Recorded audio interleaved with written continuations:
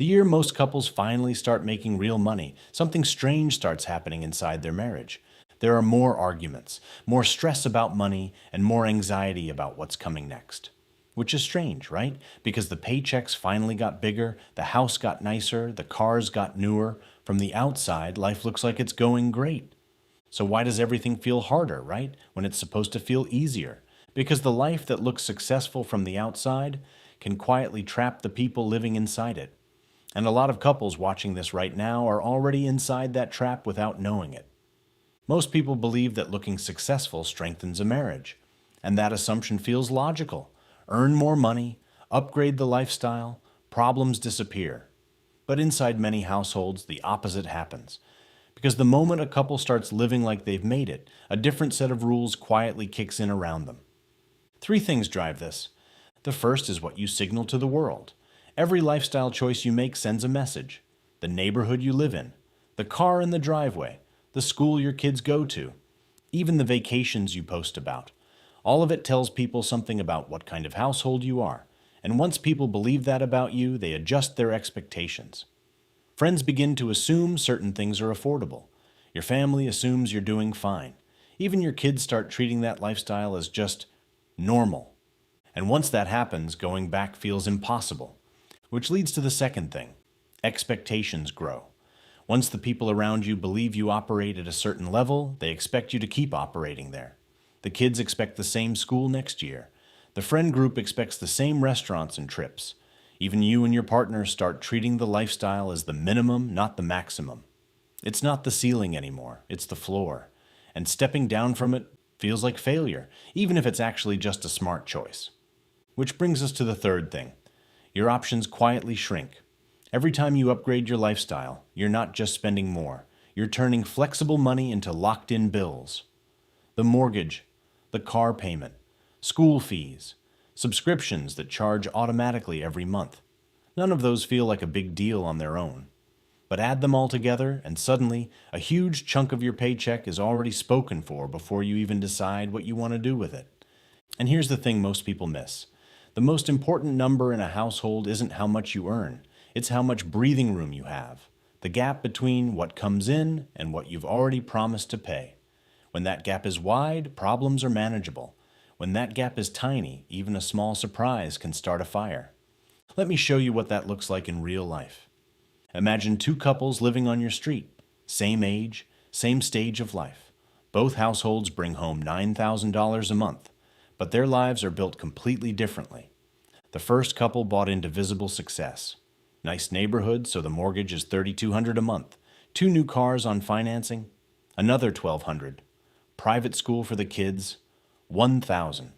Subscriptions and memberships, $400. Groceries, restaurants, the general cost of keeping up with the neighborhood, $1,500. Add it all up and $8,300 is already gone before they make a single choice. They have $700 left over. The second couple made different choices. Same $9,000 coming in, but the structure looks totally different. Modest house in a quieter area. Mortgage is $1,600. They drive used cars, no payments. Kids go to public school. Subscriptions kept minimal. Groceries and daily life around $1,000. Their locked-in bills total $4,800. They have $4,200 left over every month. Same income. Completely different lives on the inside. Now something goes wrong for both of them. It doesn't have to be a disaster. One partner's hours get cut. A medical bill shows up. The car needs a big repair. For the first couple, $700 of breathing room means that disruption immediately hurts. Savings start draining. The credit card starts filling up. Every money conversation feels heavier than it should. For the second couple, $4,200 of breathing room changes the whole experience. It's annoying, but it's contained. The household absorbs the hit and keeps going. Here's what's important to understand. The disruption didn't create the stress for that first couple. It just revealed the pressure that was already sitting there. The life they built didn't look reckless. Every individual decision seemed totally reasonable. A nicer neighborhood? Sure. Good schools, of course. Reliable cars makes sense. But together, those choices quietly built a structure that required everything to go right all the time. And when something didn't, there was nowhere for that pressure to go except into the marriage. But honestly, The money stress isn't even the worst part. The part that slowly changes a marriage happens much earlier, because that breathing room doesn't just protect you from emergencies, it determines how free you actually are. Once most of your paycheck is already promised to fix bills, something subtle starts happening. Certain options just stop being real options. It usually starts with a career decision. One partner gets an interesting job offer, different field, lower pay at first, but real potential over time. A few years ago, that conversation would have been exciting, maybe worth the risk. But now, the math shuts it down before you can even finish talking about it. The mortgage is due, the car payment is due, school fees are coming. $700 of breathing room doesn't leave room to experiment. Nobody officially says no. The structure says it. And once the structure starts making decisions, it keeps going. A chance to move to a different city comes up. Better career opportunities, lower cost of living, maybe a genuinely better future. But moving means selling the house. Pulling the kids out of school, leaving the entire social world that's built up around your current life. You talk about it, but the weight of everything you've committed to makes it feel impossible. The structure says no again. Over time, the household loses something really valuable. The ability to choose differently. The ability to try something new. To take a chance on something better. Wide breathing room means you can pivot. Thin breathing room slowly takes that away. And when you lose the ability to choose, the marriage starts changing in ways most couples never expect. Now both incomes have to stay perfectly stable just to keep the structure standing. Neither person can take a real risk with their career. One partner's job becomes something the whole household depends on. The other partner adjusts everything around that. Ambitions get quieter. Plans get safer. Every decision becomes about protecting what you have instead of building what you want. Nobody announces this shift, it just emerges. And slowly, every conversation about an opportunity runs through the same filter. Can we afford the disruption? Can we handle the risk? Can we change anything at all? In a household with very little breathing room, the answer is almost always the same. No, not right now. Maybe later. And maybe later, repeated over months and years, does something to a marriage that no single argument ever could. The future stops feeling open. It starts feeling set.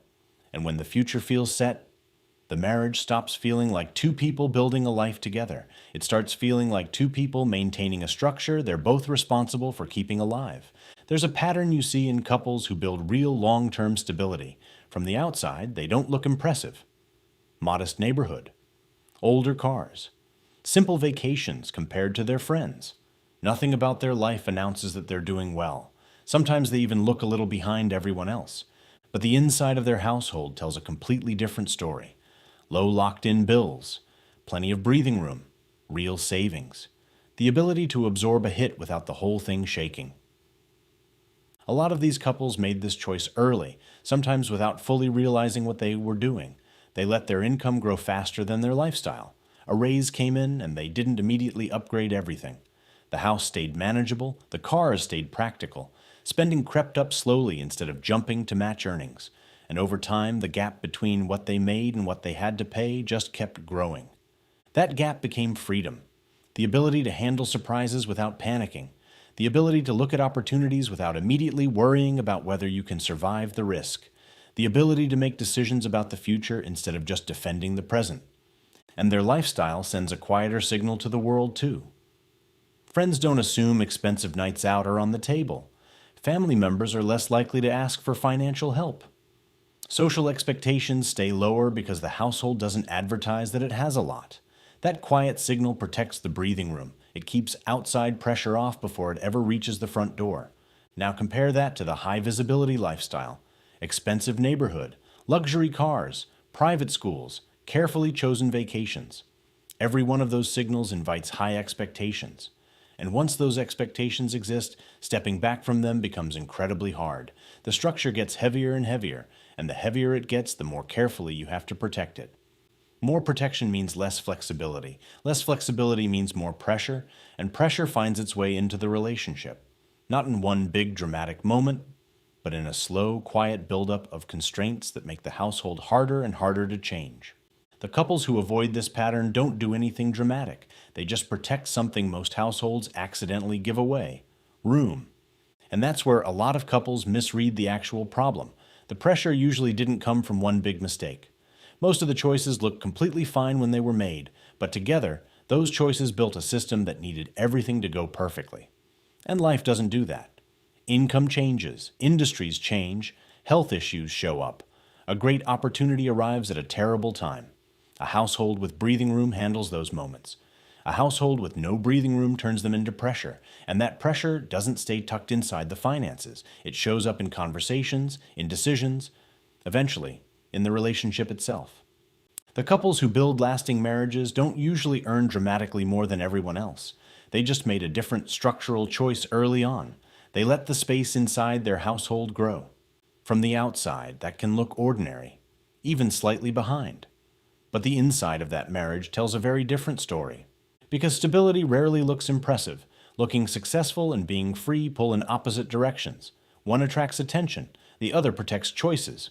And inside a long marriage, choices quietly matter more. Sometimes the smartest thing a couple can do is also the quietest. Appear a little more ordinary than you are. Protect the breathing room. Let the stability stay invisible. Because the strongest households are rarely the ones that look the most successful. They're the ones that still have room left, when everything around them starts to change.